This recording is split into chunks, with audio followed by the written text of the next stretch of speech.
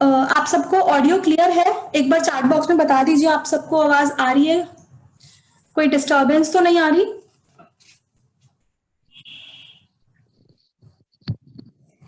अ, तो हम आज का वेबिनार स्टार्ट करते हैं एंड आज के वेबिनार का टॉपिक है राहु। और हमारे साथ है renowned astrologer doctor Kiran Sethi. So let's start the webinar. हाँ जी Kiran ji, let's start. Okay, जय माता दी। आज हम स्टार्ट करेंगे राहु ग्रह के बारे में। राहु के बारे में हमें इस क्लास में जानना है कि राहु है क्या, उसके बारे में जानना है, उसकी अच्छाइयों के बारे में, उसकी बुराइयों के बारे में, और राहु किस एज में आकर क्या इफेक्ट देता है उसके बारे में जानना है। लेकिन उससे पहले हम राहु की एक छोटी सी स्टोरी, डीप में नहीं जाएंगे, एक छोटी सी स्टोरी के बारे में जानेंगे कि राहु आया कहाँ से। तो सबसे पहले हम राहु की स्टोरी से स्टार्ट करेंगे। समुद्र मंथन के समय जो है सर्वभानु नामक एक असुर था। उसने धोखे से जो है अमृत पी लिया था, क्योंकि समुद्र मंथन के समय अमृत निकला था और ये डिसाइड हुआ था कि अमृत पहले देवताओं को दिया जाएगा, फिर उसके बाद असुरों को दिया जाएगा। लेकिन वो सर्वभानु जो है देवताओं का रूप लेकर उन्हीं के लाइन में बैठ गया और उन्हें जो है विष्णु भगवान ने जो मोहिनी अवतार धारण किए हुए थे उन्होंने जो अमृत दिया। लेकिन जब उन्होंने अमृत ले लिया, उसी समय सूर्य और चंद्रमा ने देख लिया कि ये तो राहु है, सर्वभानु है और इसने धोखे से जो अमृत ले लिया है। तो वो एकदम जो है बोल पड़े कि ये तो राक्षस है। तो इससे पहले वो अमृत उनके गले से नीचे जाता, मोहिनी अवतार धारण किए हुए भगवान विष्णु ने उन्हें सुदर्शन चक्र से उनका सिर काट दिया। लेकिन अमृत का मतलब क्या था कि अमृत के बाद उनकी मृत्यु नहीं हो सकती। जो भी अमृत ले लेगा उसकी मृत्यु नहीं हो पाएगी। तो जो उन्होंने अमृत उनके गले से नहीं उतरा था, लेकिन उनके यहाँ तक वो अमृत जा चुका था। तो क्या, जैसे उन्होंने सुदर्शन से उनका सिर काटा तो उनका सिर अलग हो गया और धड़ अलग हो गई, लेकिन उनकी मृत्यु नहीं हुई। जो धड़ सिर बना वो राहु का बना और जो नीचे का पार्ट था वो केतु का बना। इनका सिर अमर हो चुका था, लेकिन सर्वभानु को द्वेष पैदा हो गया कि सूर्य और चंद्रमा की वजह से मेरी जो है ये स्थिति हो गई है। तो राहु उनको दुख देने के लिए राहु की वजह से सूर्य को ग्रहण लगा और जो नीचे का पार्ट था उसे केतु को ग्रहण लगा। जो राहु था उसका सिर्फ सिर था, नीचे का पार्ट नहीं था। तो जैसे ही वो सूर्य को ग्रहण करते थे तो वो जो है सूर्य उनके नीचे से निकल जाता था। यानी ग्रहण कुछ समय के तो लगता है, लेकिन उसके बाद जो है वो फिर से सूर्य की स्थिति ठीक हो जाती है। केतु के साथ भी यही था। केतु के बारे में जब हम नेक्स्ट पे जानेंगे तो वो मोक्ष के दाता है, मोक्ष प्रदान करने वाले हैं। तो केतु भी चंद्रमा को ठेस नहीं पहुंचा पाए, सिर्फ कुछ समय के लिए ठेस पहुंचाया और उसके बाद जो है चंद्रमा भी केतु के नेगेटिव प्रभाव से मुक्त हो गए। अब हम आते हैं कि राहु के बारे में। राहु है क्या? सबसे पहले हमें पता ही है कि 9 ग्रह हैं और 9 ग्रहों में से 2 छाया ग्रह हैं, राहु और केतु। तो राहु जो है छाया ग्रह है और केतु भी छाया ग्रह है। राहु एक राक्षसी ग्रह है, क्योंकि सर्वभानु एक राक्षस था, इसलिए राहु एक राक्षस प्रवृत्ति का जितने भी नेगेटिविटी है वो राहु के अंदर आई। राहु राक्षस हुआ। सांप की तरह जो आकृति बनती है वो राहु की बनती है, और राहु सांप का जो मुखिया बना। राहु सूर्य को ग्रहण लगाता है। राहु परिवर्तन लाता है, यानी जितने भी चेंजेस होते हैं, एकदम लाइफ में चेंजेस होना, एकदम लाइफ में हडल्स पैदा होना, दुर्घटनाएं होना। जब तक कुंडली में राहु की इन्वॉल्वमेंट नहीं होगी हमारी लाइफ में परिवर्तन नहीं होगा। परिवर्तन जरूरी नहीं है कि वो नेगेटिव वे में, वो अच्छे वे में भी हो सकता है। जैसी कुंडली की स्थिति होगी वैसी स्थिति हमें देखने को मिलेगी। अगर कुंडली में राहु की स्थिति अच्छी है तो हमारी लाइफ में राहु हमें अच्छे चेंजेस देगा। अगर कुंडली में राहु की स्थिति खराब है तो एकदम लाइफ में हडन, सिर दर्द, परेशानियां वाली स्थितियां शुरू हो जाएंगी, लाइफ में मुश्किलें खड़ी हो जाएंगी, कोई भी काम हमारे सिरे नहीं चढ़ेगा, यानी हम कोई भी काम को ऑल ओवर कंप्लीट नहीं कर पाएंगे। ससुराल का जो कारक है वो राहु है। राहु एक ड्रैगन है, ड्रैगन जैसी आकृति लिए हुए है। जितने भी कंफ्यूजन पैदा होती है, जितने भी डाउट्स पैदा होते हैं, वो राहु की वजह से पैदा होते हैं। जो अंधेरा है, जितनी भी डार्कनेस होती है, कहते हैं ना हमारी लाइफ में, जैसे कई लोग कहते हैं कि राहु का पीरियड चल रहा है कि बस मुश्किलें ही मुश्किलें खड़ी हो गई, कोई रोशनी की किरण नज़र नहीं आ रही कि हम किस रास्ते में जाएँ, तो वो सब अंधेरा, डार्कनेस वो राहु की वजह से होता है। डिस्को में जो धुआँ उड़ रहा होता है, क्योंकि राहु जो है धुएँ जैसा है, जो डिस्को में धुआँ उड़ता है वो भी राहु है। सिगरेट जो है राहु है, सिगरेट का धुआँ राहु है।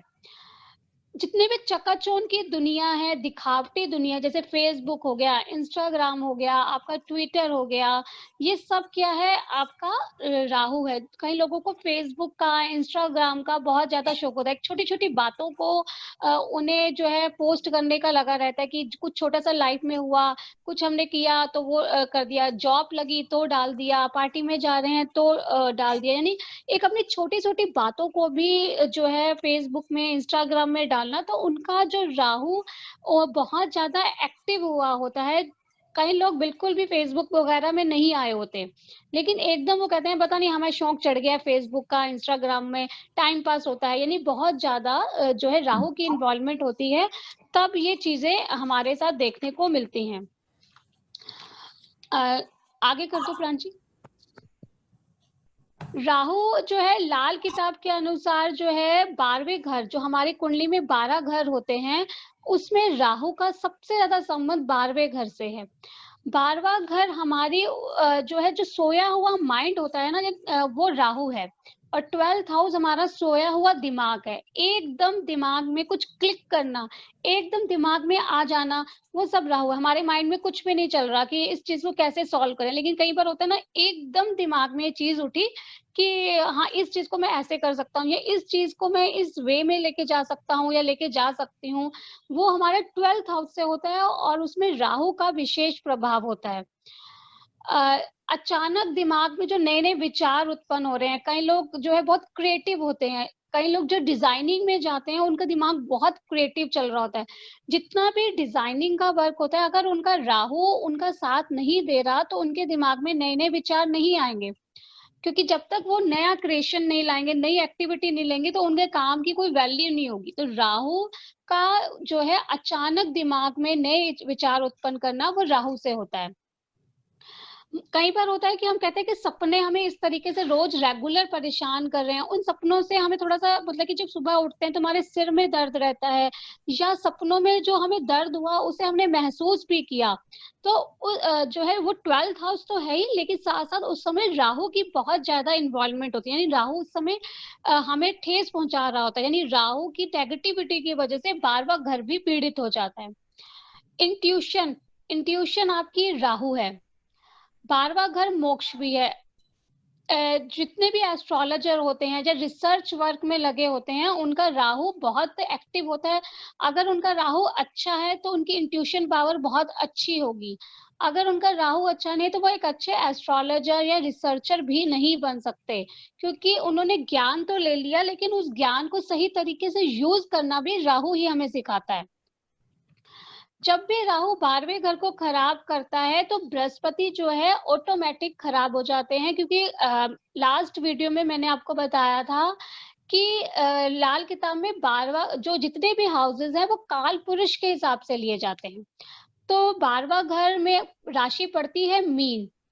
अब मीन राशि पड़ने से वहाँ पर राहु की स्थिति आने से जो है बृहस्पति ऑटोमेटिक खराब हो जाते हैं। बृहस्पति अपना खराब फल देने लग जाते हैं। जितनी भी बृहस्पति की पॉजिटिव एनर्जी होती है, वो नेगेटिव एनर्जी में बन जाती है। अगर किसी ने एस्ट्रोलॉजी पढ़ी हुई है या एस्ट्रोलॉजी की नॉलेज रखते हैं, तो उन्हें पता होगा कि गुरु चंडाल योग राहु की वजह से बनता है और उससे जो है बृहस्पति पूरी तरीके से अपने शुभ फल देने में कमी कर देता है।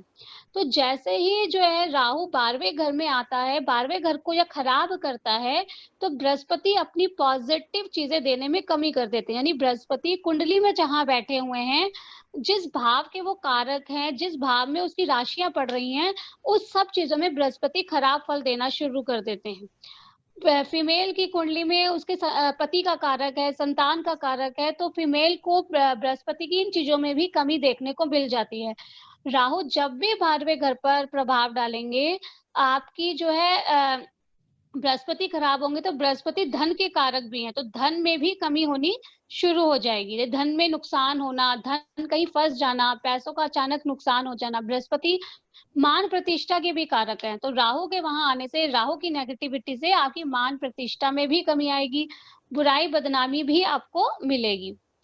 राहु जो है एक वक्री ग्रह है। राहु हमेशा पीछे चलते हैं, यानी कि उनकी जो चाल होती है वो पीछे चलती है। बाकी सब ग्रह सीधी चाल से चलते हैं, लेकिन राहु कभी भी सीधा काम करते ही नहीं है। उनके दिमाग में हमेशा टेढ़े तरीके से काम करने का दिमाग में आता है। तो राहु की जो चाल है वो एक वक्री चाल है, यानी अगर वो 3 नंबर राशि में बैठे हुए हैं तो वो जब बदलेंगे तो वो 2 नंबर राशि में जाएंगे, 3 नंबर की जगह 4 नंबर में नहीं जाएंगे। सभी प्लैनेट को 7वीं दृष्टि दी गई, यानी सभी ग्रह 7वें भाव पर जहां पे वो बैठे हैं वहां से 7वें भाव पर दृष्टि डालते हैं। लेकिन राहु की जो है 5वीं, 7वीं, 9वीं दृष्टि भी है, यानी जो बृहस्पति की दृष्टियां हैं वो ही राहु की दृष्टि, यानी बृहस्पति जिधर बैठे हैं वहां से आप उल्टा गिनेंगे और जहां 5वां घर, 7वां घर, 9वां घर पड़ रहा है वहां पे राहु की दृष्टियां पड़ेगी। मान लीजिए बृहस्पति 3 नंबर में बैठे हुए हैं, तीसरे भाव में बैठे हो, तो बृहस्पति की दृष्टियां 7वें घर में, 9वें घर में और 11वें घर में पड़ेगी, यानी बृहस्पति इन तीनों भावों को कवर करेंगे। उनकी अगर कुंडली में अच्छी स्थिति में है तो इन भावों में कमी में, भावों की नेगेटिविटी में कम कमी करेंगे, लेकिन कमी जरूर करेंगे। बृहस्पति जिधर भी देखते हैं वहां कमी जरूर करते हैं, कम ज्यादा ये डिपेंड करता है कुंडली में उनकी स्थिति के अनुसार। राहु जो है सिर है और केतु धड़ है। राहु को दिन में एक समय दिया गया है, यानी कुंडली में जो राहु का दिन में एक समय दिया गया कि राहु 1 घंटा 1.5 घंटा एक राशि में रहेंगे, यानी कि राहु का जो दिन पे समय दिया गया वो राहु काल दिया गया जो 1.5 घंटा रहता है। राहु को मैंने अभी आपको बोला कि अशुभ फल देता है, तो जो दिन में राहु का काल आता है उस समय कोई भी लोग जो है शुभ कार्य नहीं करते। लेकिन अगर आपको किसी के साथ युद्ध करने जाना है या ये बहस करने जाना है और आपकी कुंडली में राहु की स्थिति बहुत अच्छी बैठी हुई है, तो आप राहु काल में अगर किसी के साथ बहस करते हैं या किसी से आपने कोई पैसे लेने हैं और आपको बहस करनी है उससे, तो अगर आपकी कुंडली में राहु की स्थिति अच्छी है तो ये राहु काल आपको नेगेटिव इफेक्ट नहीं देगा।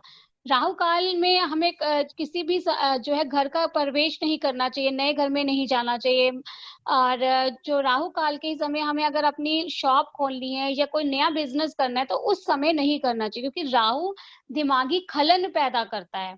तो जब आप उस समय प्रवेश करेंगे तो इसका मतलब ये हुआ कि आपने उस समय जब आपने प्रवेश किया वो आपकी कुंडली बन गई। मान लीजिए सोमवार को 1:30 बजे राहु काल शुरू होता है, तो आपने 1:30 बजे अपने घर में प्रवेश किया तो आपके घर की कुंडली में राहु जो है लगन में आ गया, तो वो आपके घर में अचानक बेमतलब लड़ाई झगड़े, धन का नुकसान, उस घर में आपका मन नहीं लगेगा, इस तरीके का जो है चीजें होनी शुरू हो जाएंगी। इसलिए राहु काल में आपको कोई भी नया कार्य, कोई अच्छा काम नहीं करना चाहिए। लेकिन अगर आपको आपकी कुंडली में राहु अच्छा है तो आप बहस करने वाले काम, किसी से लड़ाई झगड़े करने वाले काम, जैसे किसी से काम आपको निकालना है तो आप कर सकते हैं।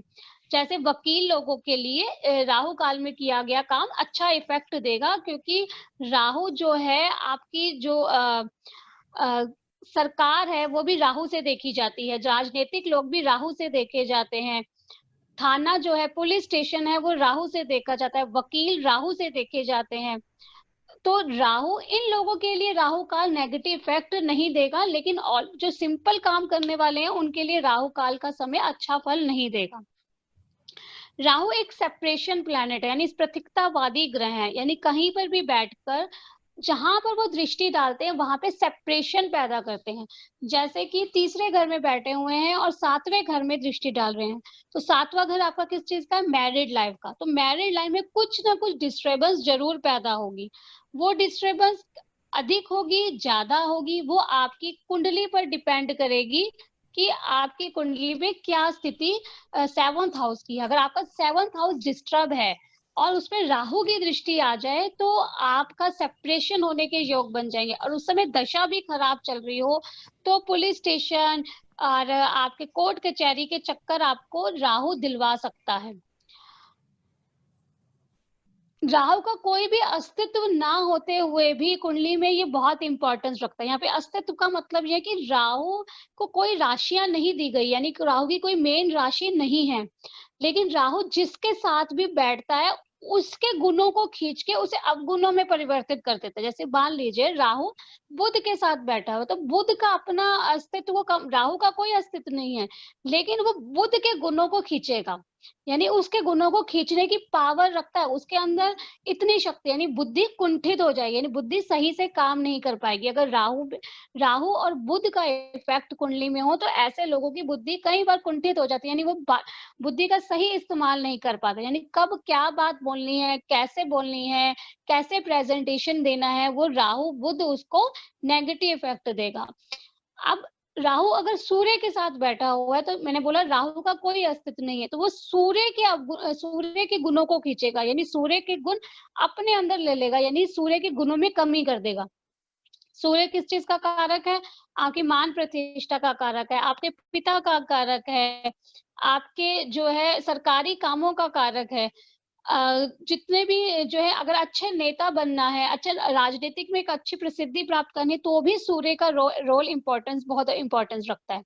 तो राहु सूर्य के जो है कमी कर देगा। राहु सूर्य की युति होने से आप बहुत सारी कुंडलियों में देखेंगे कि पिता के साथ कुछ ना कुछ नेगेटिव चीजें जरूर चल रही होती है। पिता की आयु को खतरा होगा, यानी पिता जल्दी एज में चले गए हों, पिता का स्वास्थ्य खराब रहता हो, या पिता के साथ जो है संतान की ना बनती हो, यानी कुछ ना कुछ आप पिता पुत्र में या पिता पुत्री में, इन चीजों में आप नेगेटिव चीजें जरूर देखेंगे। राहु जो है मैंने आपको बोला कि बुध के साथ आ जाए तो आपकी वाणी में खराबी करता है। तो राहु अगर कुंडली में बहुत ज्यादा नेगेटिव बैठा हुआ है तो ऐसे लोग बिना सोचे समझे बोलते हैं, यानी कठोर वाणी बोलते हैं, बुद्धि का सही इस्तेमाल नहीं करते। मैंने बोला कि बुद्धि एक ऐसी बुद्धि जो अचानक पैदा होती है। जितने भी गलत काम है, अगर आप कई लोग देखते हैं जुआ खेलते हैं और जुए में हार रहे हैं, तो उनका राहु उन्हें धन में नुकसान दे रहा है। जुए की आदत डालना वो राहु है। गलत काम करना, जैसे कि किसी का खून कर देना, कि चोरी करना, गलत काम करना, लड़ाई झगड़े करना, यानी जितने भी नेगेटिव काम हैं, वो आपका राहु की द्वारा ही होता है। स्किन में प्रॉब्लम होना, त्वचा के रोग होना, और त्वचा के रोग भी ऐसे होना जिसका इलाज आराम से ना हो सके, क्योंकि राहु ऐसी बीमारियों को पैदा करता है जिसका इलाज जल्दी से नहीं हो सकता, या ऐसी बीमारियां पैदा करेगा जिसका पता भी डॉक्टर को ना चले, यानी डॉक्टर भी कंफ्यूज हो जाएगा। राहु के पीरियड पे, राहु की दशा में जब भी कोई बीमारी आती है इंसान को, जातक को, डॉक्टर्स के बहुत ज्यादा चक्कर लगाने पड़ते हैं, डॉक्टर्स बदलने पड़ते हैं। राहु अशुभ होते हुए भी जितना जो ज्ञान राहु के अंदर है उतना ज्ञान बाकी ग्रहों के अंदर नहीं है। राहु ने जो है बहुत ज्यादा मेडिटेशन भी की थी, तो इसीलिए जब तक आप अपने राहु को पॉजिटिव नहीं करेंगे आपका मन भी मेडिटेशन में नहीं लगेगा। जितनी भी धार्मिक यात्राएं हैं वो राहु की मदद से होती हैं। मैंने अभी आपको बोला राहु का वैसे तो कोई अस्तित्व नहीं है, लेकिन राहु जो है मिथुन राशि में उच्च का होता है, यानी राहु यहाँ पर आके अपनी पॉजिटिविटी को बढ़ा देता है, और धनु राशि में आकर, वो भी किसकी राशि है? बृहस्पति की राशि है। बृहस्पति की राशि में अपने नीच फल देना शुरू कर देता है। 27 नक्षत्र होते हैं, उस 27 नक्षत्रों में से भी आंध्रा, स्वाति, शतभिक्षा नक्षत्र जो है राहु के अंडर आता है। अगर कुंडली में राहु के ये 3 नक्षत्र ज्यादा हो, यानी आंध्रा, स्वाति, शतभिक्षा नक्षत्र में भी ग्रह अधिक बैठे हों, तो यानी उसका मतलब ये हुआ कि वो ग्रह राहु के अंडर आ गए। तो राहु के अंडर आने से वो उन ग्रहों की पावर में कमी आ गई और राहु की पावर बढ़ गई। कई बार हमें लगता है कि कुंडली में सूर्य बहुत अच्छी स्थिति में बैठा हुआ है, या बृहस्पति बहुत अच्छी स्थिति में बैठा है, चंद्रमा बहुत अच्छी स्थिति में बैठा है। जैसे हम कुंडली में डीप में स्टडी करते हैं, हम ये देखते हैं कि 9 ग्रह हैं और 9 ग्रह में से 4 ग्रह 5 ग्रह राहु के नक्षत्र में बैठे हुए हैं, तो उनके उस पॉजिटिव जगह पे बैठने से भी वो ग्रह अपनी पॉजिटिविटी नहीं दे पाते। यानी सूर्य राहु के नक्षत्र में बैठा हो, तो भी सूर्य के फलों में कमी आ जाएगी। साहित्यकार जितने भी साहित्यकार होते हैं, उनका राहु काफ़ी अच्छा होता है, तभी वो साहित्यकार बन पाते हैं। अगर कुंडली में राहु अच्छा है, तो ऐसे जातक की किस्मत जो होती है चमक जाती है, जातक की जो बुद्धि होती है तेज होती है।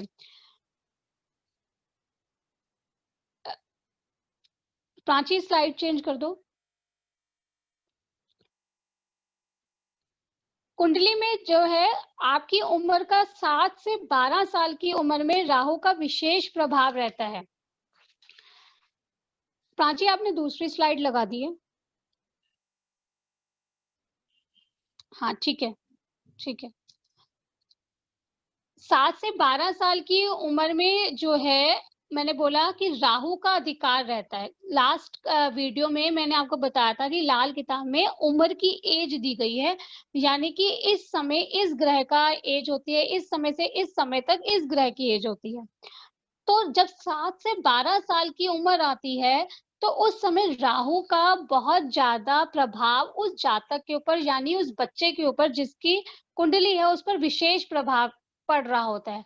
अगर बच्चा बहुत ज़्यादा ज़िद्दी है, बच्चा गलत कार्य कर रहा है, गलत छोटी एज में ही गलत लोगों की संगत में आ गया है, गलत वाणी बोल रहा है, पढ़ाई में उसका मन नहीं लग रहा, तो 7 से 12 साल की उम्र में यानी उसका राहु आप चेक करिए कि कुंडली में कैसी स्थिति में, जब तक आप राहु के उपाय उसे नहीं कराएँगे, आप जितने मर्ज़ी उसे उपाय करा लें, उसे उसका वो मेन इफ़ेक्ट नहीं मिलेगा। वो गलत काम करने वाला, माता-पिता से बहस करने वाला छोटी उम्र में ही अगर उसकी कुंडली में राहु की स्थिति खराब है, तो राहु का जैसे ही पीरियड आएगा यानी 7 से 12 साल की उम्र में उसे राहु के नेगेटिव इफेक्ट मिलना शुरू हो जाएँगे।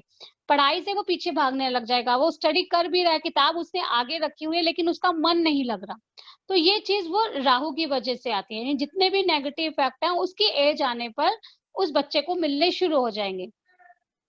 फिर जो है 40 से 42 साल की उम्र जैसे आएगी, उस समय फिर राहु का पीरियड फिर से शुरू हो जाएगा। अगर कुंडली में राहु की स्थिति खराब है, तो ये पीरियड पे राहु, और अब मान लीजिए अगर राहु की दशा भी चल रही हो, राहु का अंतर्दशा भी चल रहा हो, तो उस जातक को, उस जिसकी ये कुंडली है, उसे नेगेटिव इफेक्ट मिलना शुरू होगा। जैसे नौकरी में अचानक परिवर्तन आ जाना, परिवर्तन ऐसा आना कि वो क जो उसे पसंद ना आए, कोई ऐसे चेंजेज़ आ जाना जो उसे पसंद ना आए, या बेमतलब ऑफ़िस की जगह पे लोगों के साथ बहस हो जाना, उसका जो ऑफ़िसर है या उसका जो सीनियर है, उसे जो है गलत भाषा बोले, उसके साथ कुछ गलत चीज़ें बोले, ये चीज़ें उसके साथ होने लग जाएँगी। अगर वो बिज़नेस करता है, तो बिज़नेस में एकदम अच्छा भला बिज़नेस उसका चल रहा है, और कुंडली में अगर राहु की स्थिति खराब है, तो 40 से 42 साल की एज में आकर उसके बिज़नेस में एकदम गिरावट आनी शुरू हो जाती है। कई बार कहते हैं ना कि मेरा बिज़नेस तो बहुत अच्छा चल रहा था, मैं 7-8 साल से काम कर रहा था, लेकिन पता नहीं क्या हुआ, कोई राहु की दशा नहीं चल रही, कोई राहु की अंतर्दशा नहीं चल रही, लेकिन 40 से 42 साल का पीरियड जो है राहु का होता है, और कुंडली में अगर राहु की स्थिति खराब है, अंतर्दशा आए, ना आए, दशा आए, ना आए, जैसे ही उसका पीरियड आएगा, ये राहु उसे नेगेटिव इफ़ेक्ट देना शुरू कर देगा। उसने किसी को, मान लीजिए किसी को हेल्प करने के लिए पैसे दिए इस एज में आके, कि ठीक है उसे ज़रूरत है कि मैं मदद कर देता हूँ, लेकिन अगर उसका राहु खराब है, तो उसके इस एज में दिए गए पैसे उसे वापस नहीं मिलेंगे।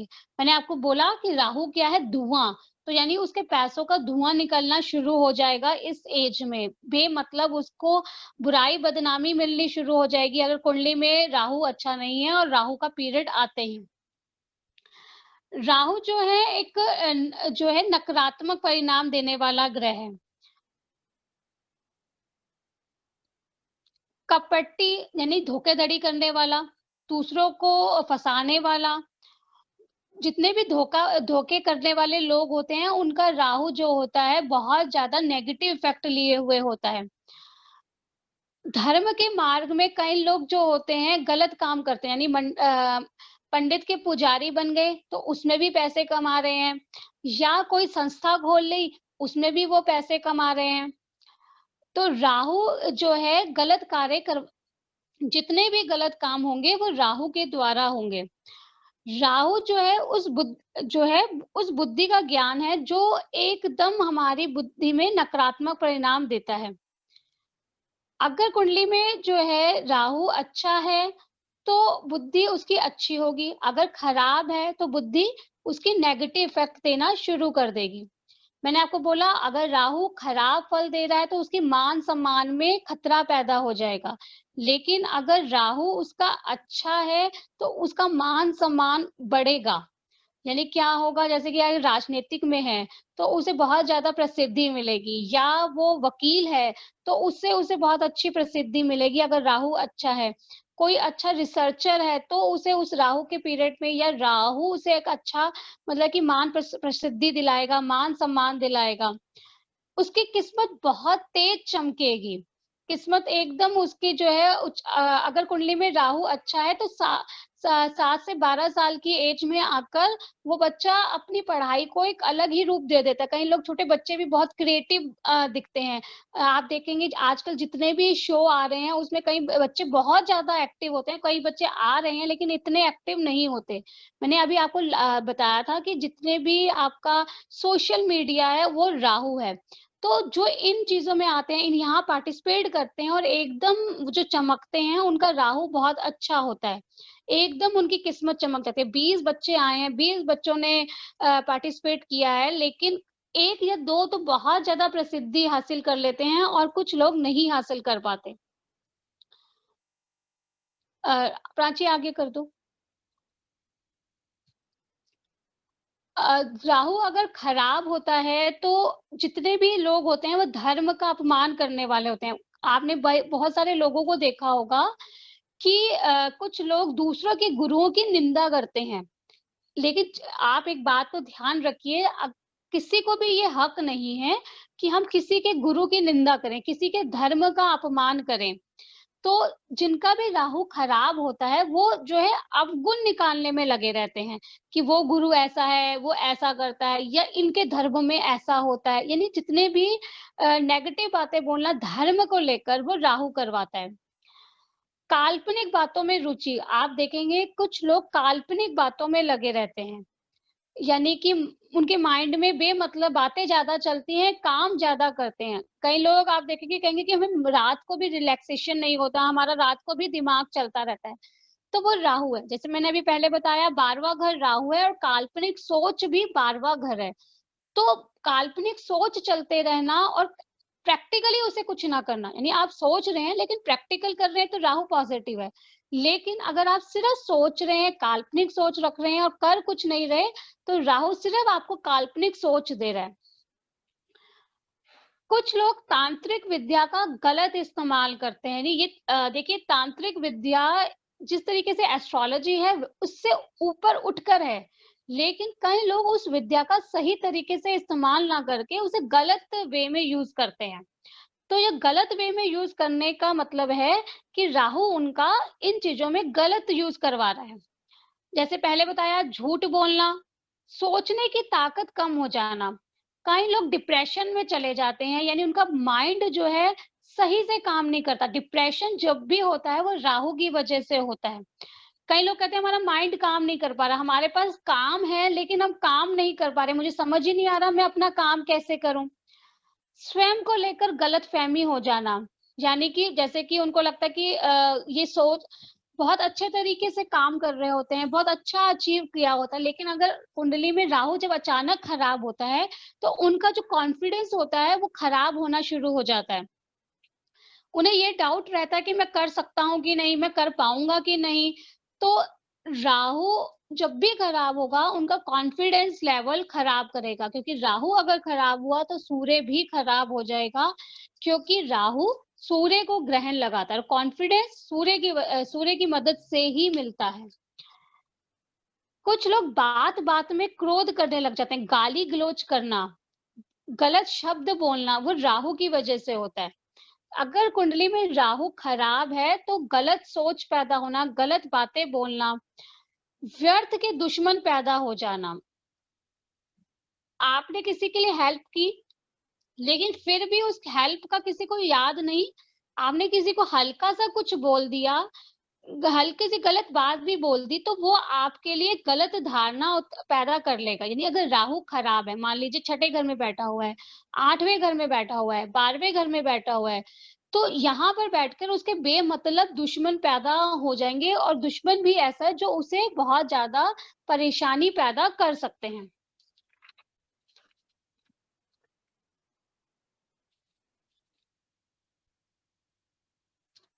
आर्थिक नुकसान जो है राहु की वजह से होता है, यानी मानसिक खलन, आर्थिक नुकसान का मतलब ये है कि अगर आपने कहीं पैसा इन्वेस्ट किया, तो वो इन्वेस्टमेंट आपको आपको लगा कि ये इन्वेस्टमेंट मुझे काफ़ी फ़ायदा देगी, या आपने कहीं शेयर मार्केट में पैसा लगाया और वो पैसा आपका बढ़ भी रहा था, लेकिन जैसे ही राहु का खराब पीरियड शुरू होगा, आपको आर्थिक नुकसान होना शुरू हो जाएगा। जैसे किसी को पैसे दिए हेल्प के लिए, उसने वो पैसे वापस नहीं किए, आर्थिक नुकसान हो गया आपको।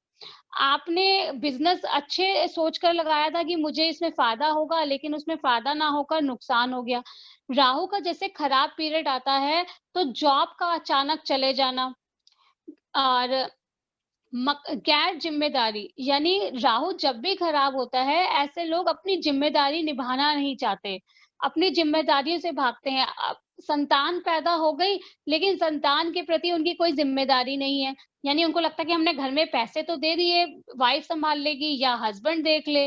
तो जरूरी नहीं है कि ये चीजें सिर्फ पुरुष के साथ ही हो, वो फीमेल के साथ भी हो सकती है। कि कई लड़कियां ऐसी भी हो जाती हैं कि जॉब कर रही हैं या घर को पूरी तरीके से नहीं ड्यूटी दे पा रही, तो वो गैर जिम्मेदारी पैदा हो जाना, ये राहु की वजह से होगा।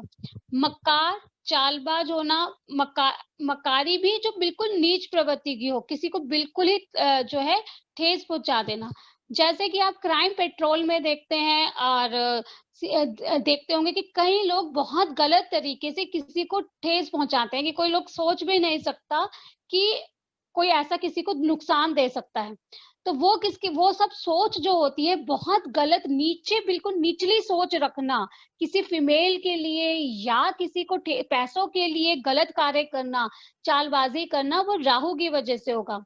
दिमागी खराबियां दिमागी खराबियां जैसे कि किसी का मर्डर करने की इच्छा उत्पन्न हो जाना, या माइंड का बिल्कुल काम ना करना, माइंड बिल्कुल डिस्टर्ब हो जाना, डिप्रेशन में स्थिति में चले जाना, आपको डिप्रेशन की दवाइयां लेना की जरूरत पड़ जाए, नींद ना आना, ये सब दिमागी खराबियां राहु की वजह से होगी। तरक्की होने में कठिनाई होना, मेहनत पे मेहनत कर रहे हैं, बहुत अच्छे से ड्यूटी दे रहे हैं, सब कुछ दे रहे हैं, पूरी अपनी मेहनत दे रहे हैं, लेकिन राहु उसे तरक्की नहीं होने देगा।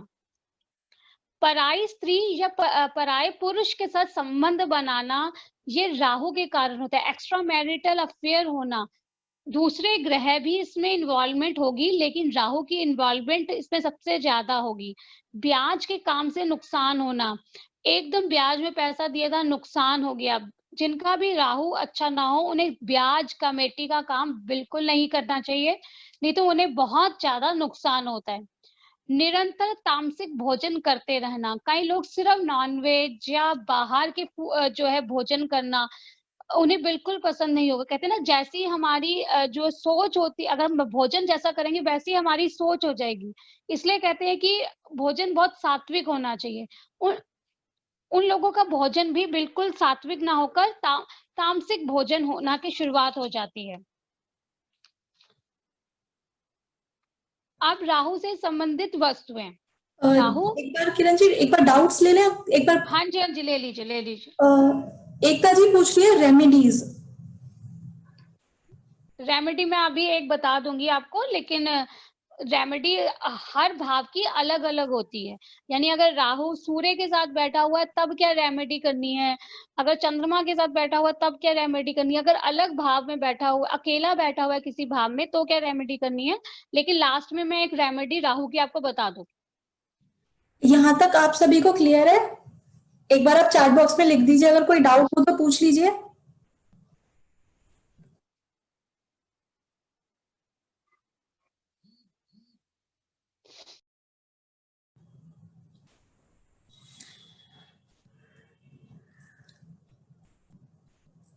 आप सबको क्लियर है यहाँ तक? बता दीजिए। एक डाउट है, how to we get to know Rahu is good और बैड?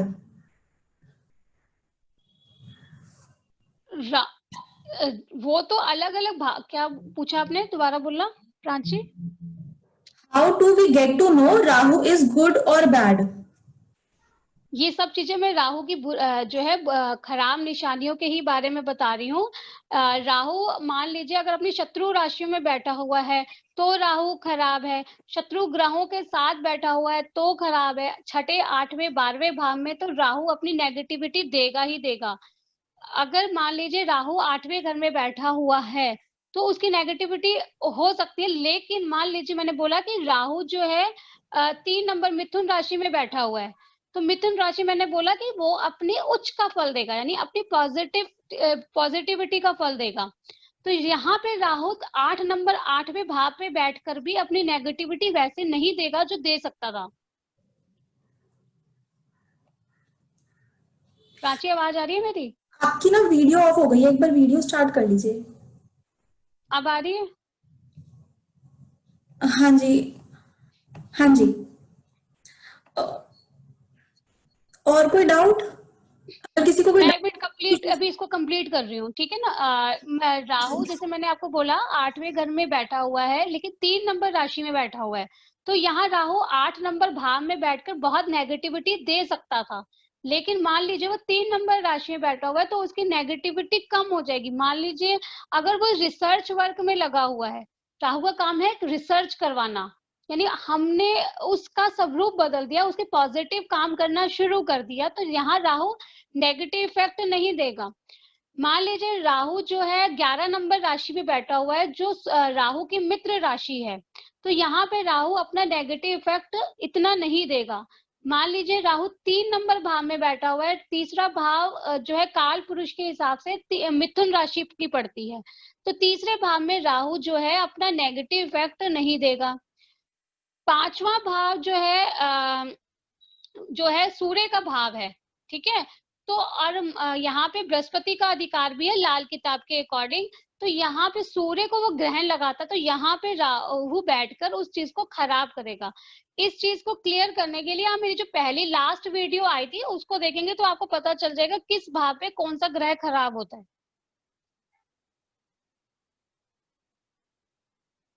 प्राची आवाज आ रही है?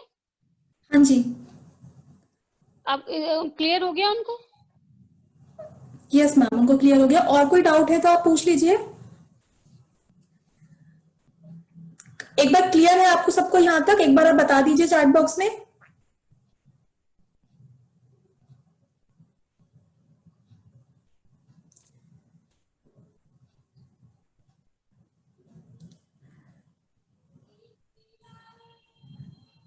हाँ जी, हम आगे बढ़ते हैं, यहाँ तक सबको क्लियर है। ठीक है, आगे लगा लो, आप स्लाइड लगा लो। अब राहु से संबंधित वस्तुएं, भंगी, स्वीपर जो है राहु के अंडर आता है, ठीक है, शुद्र राहु के अंडर आता है। बिजली के समान अगर आपके घर में बिजली की चीजें बार बार खराब हो रही हैं, बिजली में एकदम जैसे बल्ब फ्यूज हो जाना, मतलब बार बार होना, ये नहीं कि एक बार हुआ उससे मतलब नहीं है। मान लीजिए आपका बल्ब बार बार फ्यूज हो रहा है, ट्यूबलाइट बार बार खराब हो रही है, या बिजली के जितने भी उपकरण है वो बार बार खराब हो रहे हैं, तो राहु आपका नेगेटिव इफेक्ट दे रहा है आपके घर में। इष्ट सरस्वती है राहु की। अभी मेरे से किसी ने पूछा था कि रेमेडी क्या की जाए। अगर किसी की कुंडली में राहु खराब हो तो उसके लिए सबसे अच्छी रेमेडी होती है माँ सरस्वती की पूजा करना, यानी माँ सरस्वती की आराधना करना, सरस्वती मंत्र का जाप करना। मंत्र का जाप करना, किसी देवी देवता की पूजा करना कभी भी नुकसानदायक नहीं होता। बाकी के जो उपाय होंगे वो कुंडली को पूरा देखकर ही किया जाता है, लेकिन सरस्वती जी की पूजा, क्योंकि मैंने आपको बताया कि बुद्धि जो है राहु से आती है, ज्ञान जो है राहु से आ रहा है, बुद्धि खराब राहु से हो रही है, तो सरस्वती ज्ञान की देवी है, बुद्धि की देवी है और राहु की इष्ट है। तो सरस्वती की पूजा करते रहने से उनका जो है नेगेटिव इफेक्ट कम होना शुरू हो जाएगा। गोमेद जो है राहु के अंडर आता है। गोमेद स्टोन होता है जो राहु के अंडर आता है। ठोडी जो है राहु के अंडर आती है। पजामा पतलून राहु के अंडर आता है। ये चीजें गोमेद, पजामा, पतलून, कई बार हमें ये चीजें रेमेडी करवाने के भी काम आती है। नारियल का पेड़, नारियल का पेड़ और नारियल राहु के अंडर आता है।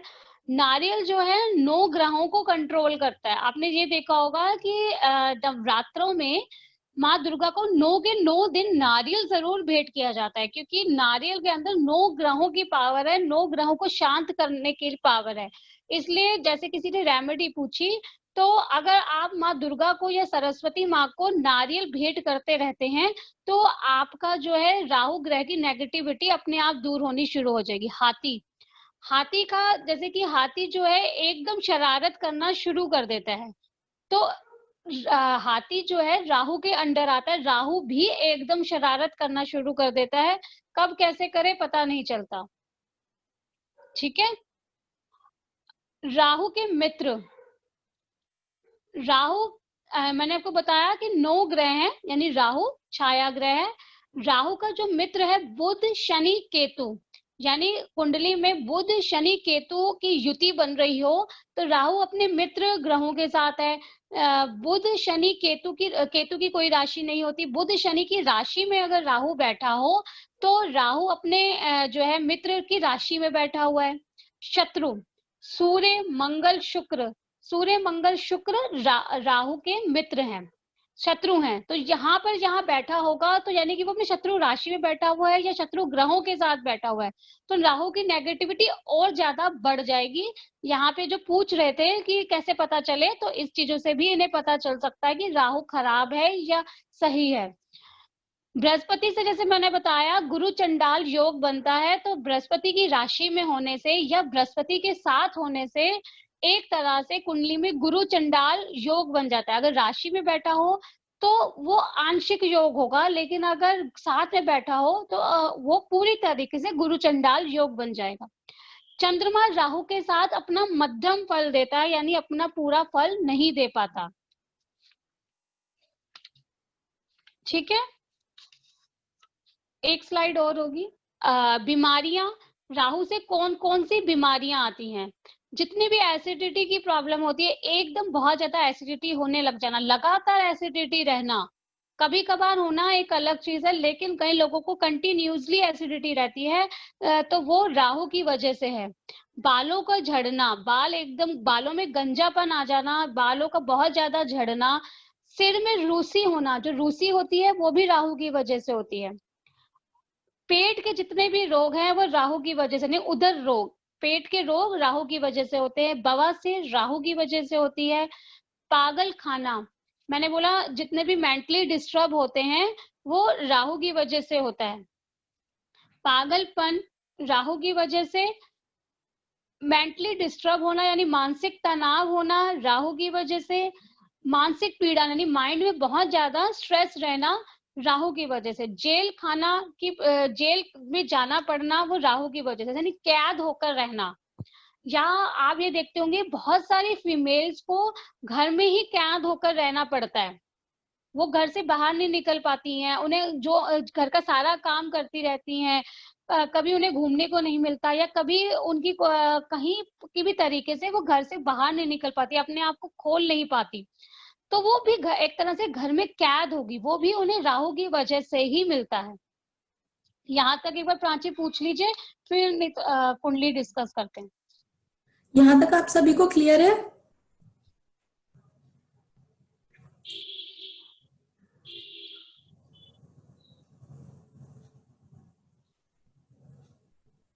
कोई डाउट हो तो आप पूछ लीजिए।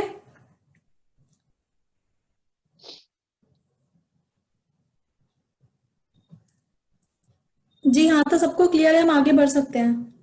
चलिए,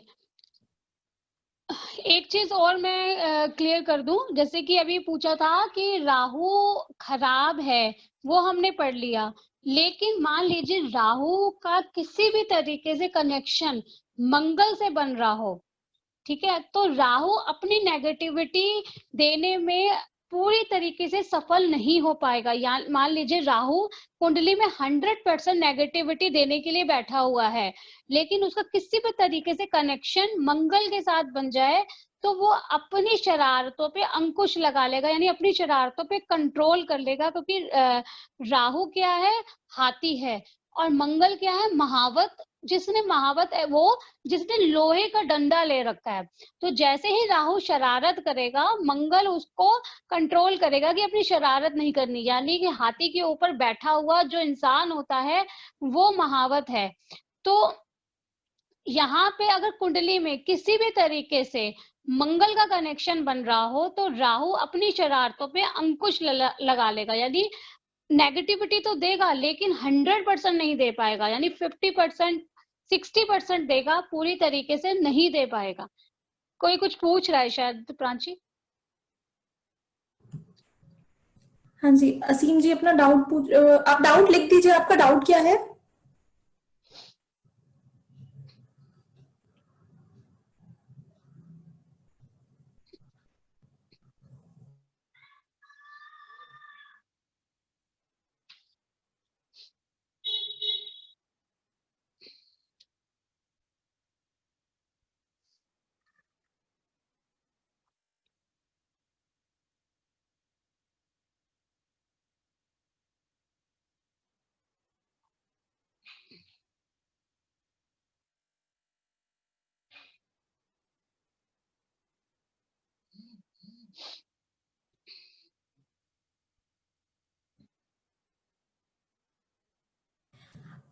हम ना भी माइक ऑन नहीं कर रहे हैं सबका। आपका डाउट ना हम एंड में ले लेंगे, लास्ट में। तो सेशन के लास्ट में आप वेट कर लीजिएगा, हम आपका डाउट फिर तब ले लेंगे। ओके।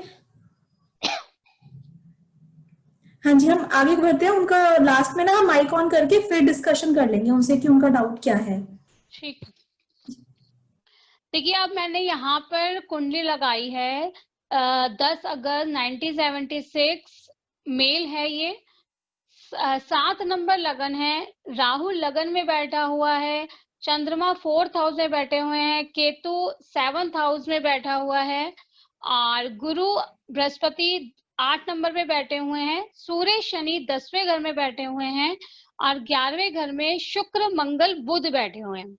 तो यहाँ पर हमने चर्चा सिर्फ राहु को लेकर कर रहे हैं, तो हम राहु को समझे कि राहु यहाँ पर क्या रोल अदा कर रहा है। राहु आप देखिए किसकी राशि में बैठा हुआ है, 7 नंबर राशि में बैठा हुआ है, और लगन में आकर बैठ गया, यानी कुंडली का जो राजा है लगन में बैठा हुआ जो ग्रह होता है वो कुंडली का राजा है। तो यहाँ पर जो है राहु 1st हाउस में आकर बैठ के पूरी कुंडली को कवर कर रहा है। तो यहाँ पे हमें ये चेक करना है कि क्या राहु के उसे पॉजिटिव इफेक्ट मिलेंगे या उसे नेगेटिव इफेक्ट मिलेंगे। देखिए इसमें जो है हमने देखा कि 7 नंबर शुक्र की राशि है, शुक्र राहु के जो है शत्रु हैं, यानी मित्र नहीं है। शुक्र राहु आपस में शत्रु हैं, तो यहाँ पर राहु जो है अपने शत्रु राशि में आकर बैठकर पूरी कुंडली को कवर कर रहा है। यानी कि फर्स्ट पॉइंट हमें समझ में आया कि राहु शत्रु राशि में बैठा हुआ है, और राहु एक तामसिक प्लैनेट है, एक नेगेटिव प्लैनेट है जो कुंडली में राजा बनकर बैठ गया। राहु बुद्धि का कारक है, तो राहु लगन में आने से उसकी बुद्धि कहीं ना कहीं कुंठित जरूर होगी, यानी बुद्धि कहीं सही तरीके से यूज ना करना, राहु लगन में बैठने से कहीं ना कहीं जातक को आलसी बनाना। क्योंकि जैसे कि मैंने आपको लास्ट क्लास में बताया था कि पहला घर जो है मंगल की राशि पड़ती है, मंगल का अधिकार है, और यहाँ पे जो कारक है वो सूर्य है। सूर्य राहु सूर्य को ग्रहण लगाता है, तो राहु के यहाँ आने से सूर्य जो है अपने आप खराब हो गए। फिर हमने देखा कि सूर्य अपने शत्रु राशि में बैठा हुआ है, 10th नंबर राशि में, 4 नंबर राशि में सूर्य शनि 2 शत्रु ग्रह आपस में बैठे हुए हैं, यानी 10वां भाव भी उसका खराब हो रहा है। शुक्र एक भोगी ग्रह है, यानी उसे चाहिए ही चाहिए, उसकी लालसा कभी पूरी नहीं होती, उसे लग्जरी चीजें भी चाहिए, उसे अच्छा कपड़ा भी चाहिए, उसे हर चीज अच्छी चाहिए, और वहां पर राहु आकर बैठ गया। यानी राहु आपके दिमाग में, आपकी बुद्धि पर, आपके मन पर, आपकी आत्मा में आकर बैठ गया। तो लगन में एक शुक्र भोगी प्लेनेट के साथ राहु का कनेक्शन उस जातक के अंदर गलत धारणाएं उत्पन्न करेगा, यानी आलसी भी बनाएगा। उसे चीजें तो चाहिए, लेकिन वो चीजें कैसे आ रही हैं उसे इस चीज का नहीं पता। तो यहाँ पे राहु की अशुभता बढ़ी। फिर हमने देखा राहु जो है कहाँ कहाँ दृष्टि दे रहे हैं, 5, 7, 9। अगर मैं उल्टा गिनूं, 1 2 1 2 3 4 5, ठीक है। तो अब राहु की दृष्टि कहाँ कहाँ पड़ रही है, यानी 9वें घर में, 7वें घर में और 5वें घर में। यानी राहु ने उसके जो है भाग्य स्थान को, उसके पत्नी के स्थान को, या उसके पति।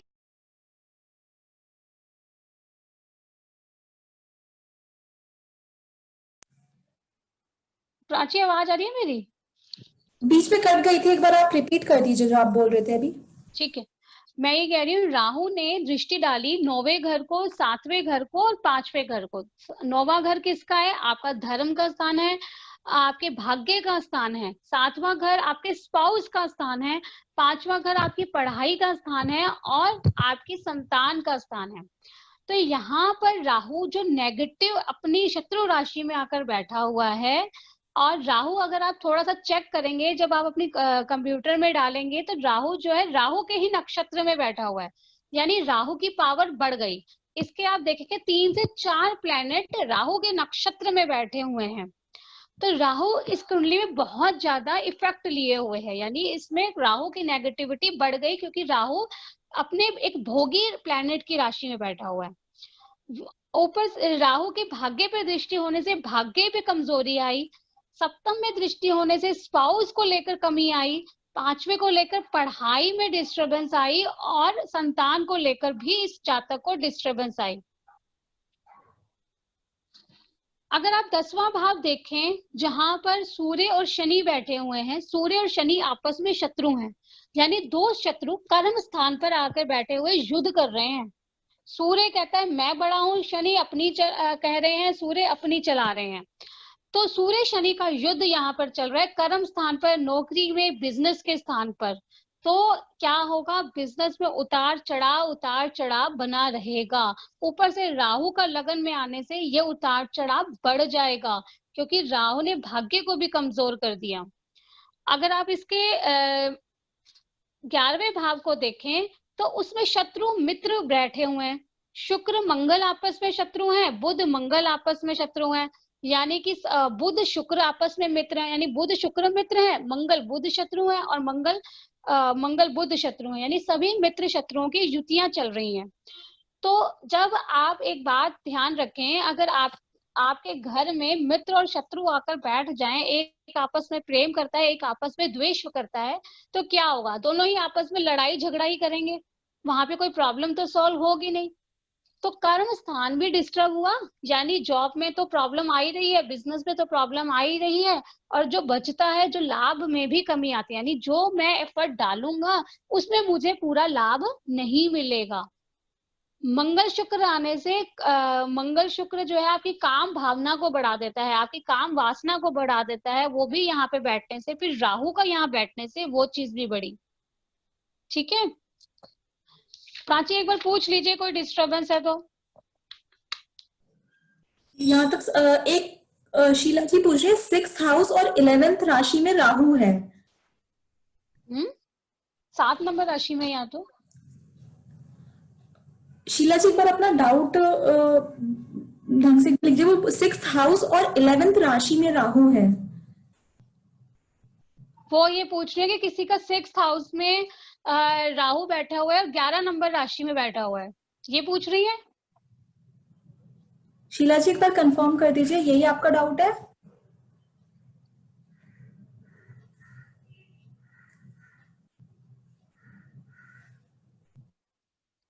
अगर 6th हाउस में राहु बैठा हुआ है और 11 राशि में बैठा हुआ है, तो यहाँ पे 11 नंबर राशि शनि की राशि है, लेकिन छठा घर आपका शत्रु का भाव भी है, प्रतियोगिताओं का भाव भी है, आपके रोगों का भाव भी है। कंपटीशन का भाव भी है। तो राहु अपनी मित्र राशि में बैठा हुआ है, लेकिन छठे घर में यानी गड्ढे में चला गया, पताल में चला गया है। तो राहु यहाँ हडल्स तो पैदा करेगा, मुश्किलें तो पैदा करेगा, लेकिन अपनी मित्र राशि में बैठने से ये राहु उसे निकाल भी देगा। यानी प्रॉब्लम्स तो आएंगी, कॉम्पिटिटर तो खड़े होंगे, लेकिन वो इंसान उस कंपटीशन से, उन मुश्किलों से निकल जाएगा।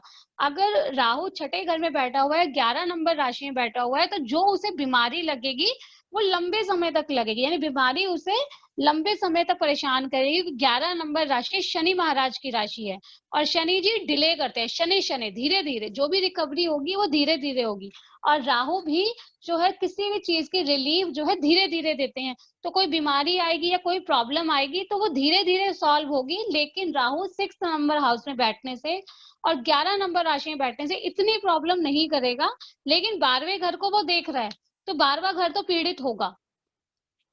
फिर वो 7वें से 12वां घर है, छठा घर, तो फिर वो स्पाउस को पीड़ित करेगा। ये दूसरा टॉपिक आ जाएगा, ये कुंडली चर्चा हो जाएगी अलग। यहां तक कोई डाउट है?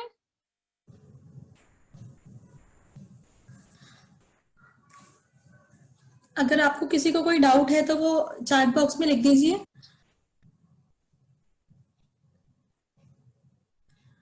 राहु से बचने का तरीका? हाँ, वो अभी उपाय बताऊंगी मैं, पहले कंप्लीट हो जाए। हाँ जी,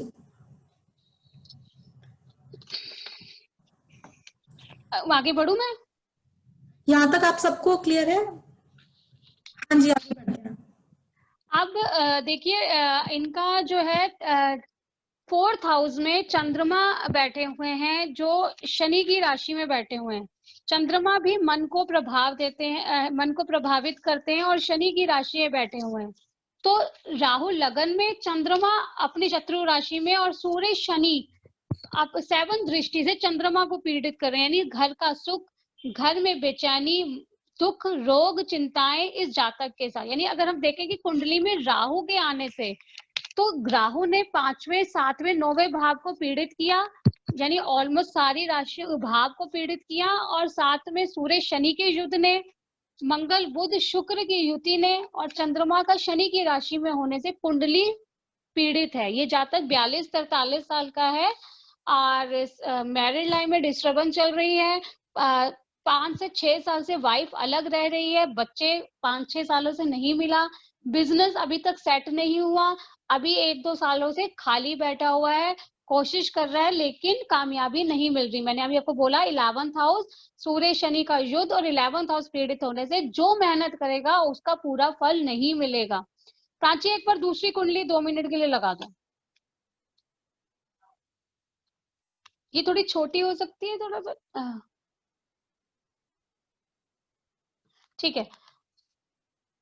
अब यहाँ पे देखो, मैंने अभी आपको बोला, देखो यहाँ पे भी राहु लगन में बैठा हुआ है, यहाँ पे भी राहु 5वां, 7वें, 9वें भाव को कवर कर रहा है, लेकिन यहाँ पे वो इतनी टेंशन नहीं आई। क्यों नहीं आई? क्योंकि राहु लगन में है। यहाँ पे इंसान रिसर्च वर्क में लगा हुआ है, क्या कर रहा है? पब्लिक डीलिंग कर रहा है। राहु पब्लिक डीलिंग भी करवाता, तो ये इंसान पब्लिक डीलिंग कर रहा है। मैंने आपको बोला कि अगर आप ग्रह का स्वरूप बदल दें, यानी उसी के अनुसार काम करने लग जाएं, तो इंसान की लाइफ में वो वाली प्रॉब्लम नहीं आएंगी जो प्रॉब्लम उसे आ सकती थी। तो ये जातक जो है पब्लिक डीलिंग का काम करता है। ऊपर से राहु लगन में शनि की राशि में, यानी अपने मित्र की राशि में बैठा हुआ है। ऊपर से सबसे इंपॉर्टेंस, मंगल साथ में बैठा हुआ है। अभी मैंने आपको बताया, मंगल महावत जो राहु को कंट्रोल करेगा कि तुम अपनी शरारत नहीं कर सकते। देखो वहां पे भी राहु लगन में था, यहाँ पे भी राहु लगन में है। वहां पे शत्रु की राशि में बैठा हुआ था, यहाँ पे मित्र की राशि में बैठा हुआ है। तो डिस्टर्बेंस आएगी, लेकिन वैसी नहीं आएगी। ऊपर से देखिए, इसके भाग्य स्थान पे बृहस्पति बैठे हुए हैं, भाग्य स्थान पे बृहस्पति बैठे हुए हैं, तो उस वजह से इसके बृहस्पति ने भी इनकी कुंडली को कवर कर लिया। यानी बृहस्पति ने लगन को देखा, तीसरे भाव को देखा, और 5वें भाव को देखा। तो बृहस्पति की 9वीं दृष्टि जो है इनके संतान भाव पर पड़ने पर संतान का सुख मिला, और तीसरे भाव पर पड़ने से जो ये मेहनत कर रहे हैं उस मेहनत का उन्हें फल मिलता जा रहा है। ठीक है, तो यहाँ पे और यहाँ पे इतनी डिस्टरबेंस नहीं आ रही, वहां आ रही है। यहाँ पे देखिए लाभ स्थान पर 11th हाउस में 9 नंबर राशि है और वो बृहस्पति की राशि है। बृहस्पति सूर्य आपस में मित्र हैं, सूर्य बुध आपस में मिलने से बुध आदित्य योग बन गया, यानी कि जातक अपनी बुद्धि का सही तरीके से इस्तेमाल कर पाएगा, उसके लाभ होने में कठिनाई नहीं आएगी, क्योंकि कोई भी ग्रह आपस में युद्ध नहीं कर रहे। ठीक है, तो यहाँ पे कुंडली में काफी चेंजेस हो गया, वहां कुंडली में काफी चेंजेस हो गया। प्राची, आप डाउट ले लीजिए, किसी का है तो फिर कंप्लीट करते हैं। अगर आप यहाँ तक आप सभी को क्लियर है तो हम हमारे मेन टॉपिक तो फिनिश हो गए ना? हाँ जी, हो गए। मैं रेमेडी एक बता देती हूँ। हाँ जी। रेमेडी ये सबसे जो है, देखो मैंने आपको बोला कि बिना कुंडली दिखाए, बिना कुंडली देखे प्रॉपर कि आप रेमेडी नहीं कर सकते। ये देखना होगा कि राहु किसके साथ बैठा है, राहु पर किसकी दृष्टि है, राहु किस भाव में है, फिर आप रेमेडी कर सकते हैं। लेकिन एक ऐसी रेमेडी जो सभी कर सकते हैं, कोई नुकसान नहीं होगा। सरस्वती जी की पूजा, माँ सरस्वती को नारियल का भोग लगाना, यानी उन्हें नारियल, पूरा नारियल भेंट कराना, ये मंदिर में सरस्वती जी के आगे नारियल छोड़ आना, और साथ में गुनगुने पानी में समुद्री नमक, सेंधा नमक डालकर उसमें अपने पैर डालकर 5 से 10 मिनट रखना, राहु की नेगेटिविटी को धीरे धीरे धीरे धीरे कम करता चला जाएगा। ठीक है प्राची? हाँ जी, यहाँ तक आप सभी को क्लियर है? कोई डाउट हो तो आप बता दीजिए।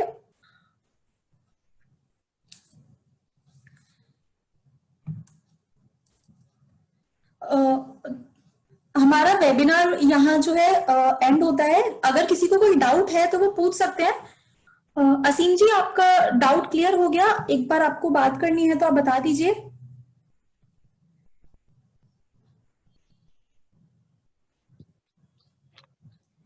मैम, एक बार रेमेडी दोबारा बता दीजिए।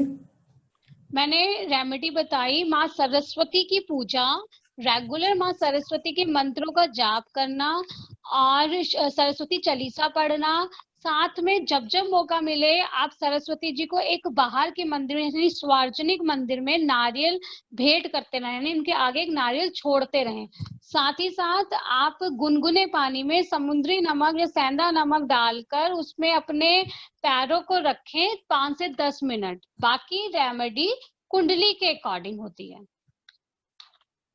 जी। ये जो पीपीटी है हम आपके साथ ही शेयर कर देंगे। जो स्क्रीन पे आपको नंबर शो हो रहा है, एक बार आप उस पे मैसेज कर दीजिएगा अपने नाम के साथ। वैसे ये पीपीटी ग्रुप में भी शेयर होगी तो वहां से भी आप ले सकते हैं।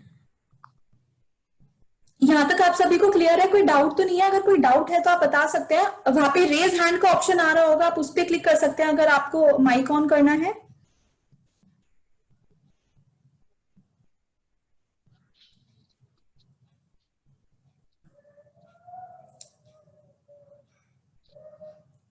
किसी को कोई डाउट हो तो वो बता सकते हैं। यहाँ तक आपको सबको क्लियर है?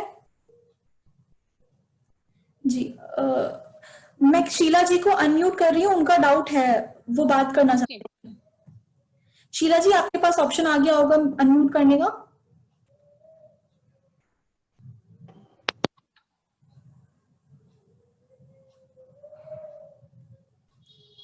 जी शीला जी।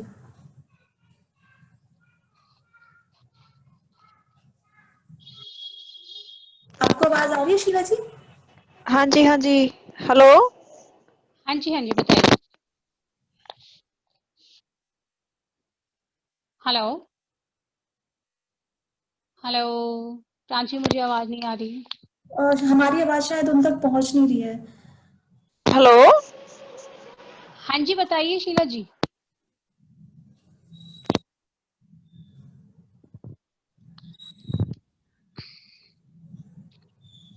मैम, आपको हमारी आवाज आ रही है?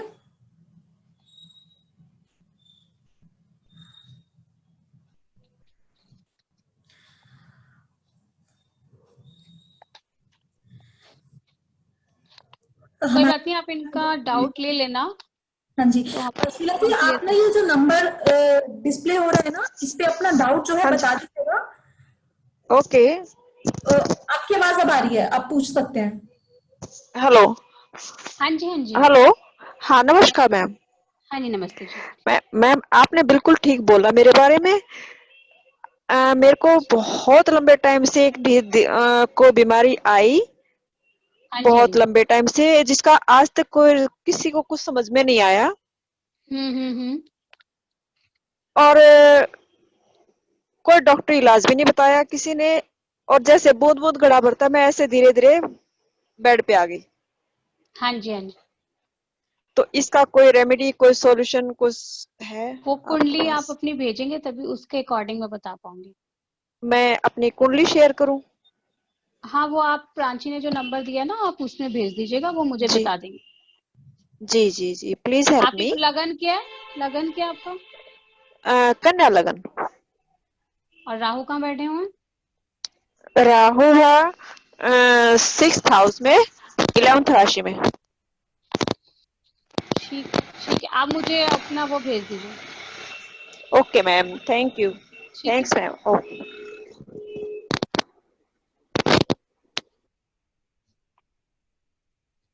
ठीक है प्राची। हेलो। हेलो।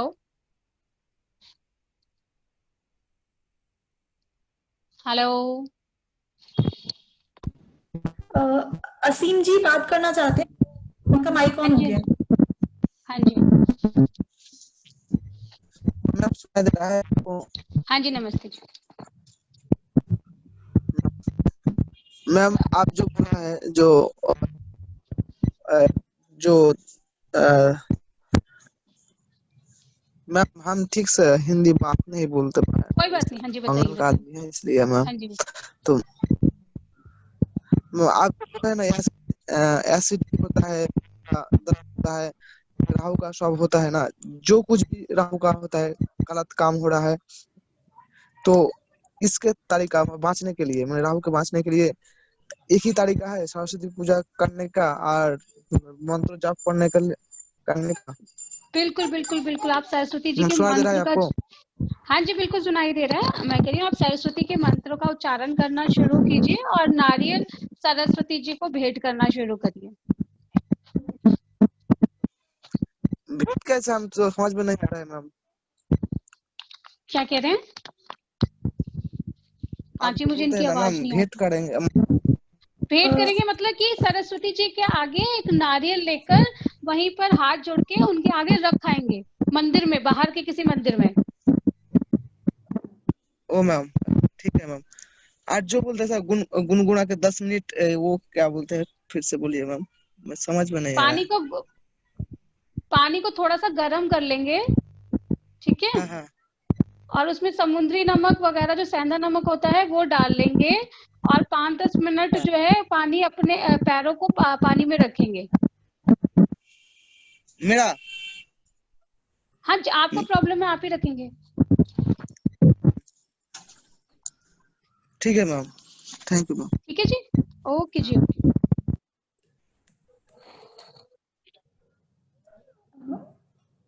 और किसी को कोई डाउट है तो आप पूछ सकते हैं। जो ये नंबर आ रहा है इस पे आप मैसेज कर दीजिएगा, ये पीपीटी जो है मैं आपके साथ शेयर कर दूंगी। जी, कोई डाउट नहीं है मैम, हम एंड कर सकते हैं। Okay okay. Thank you everyone for joining. Okay जी, ओके। Thank you ma'am.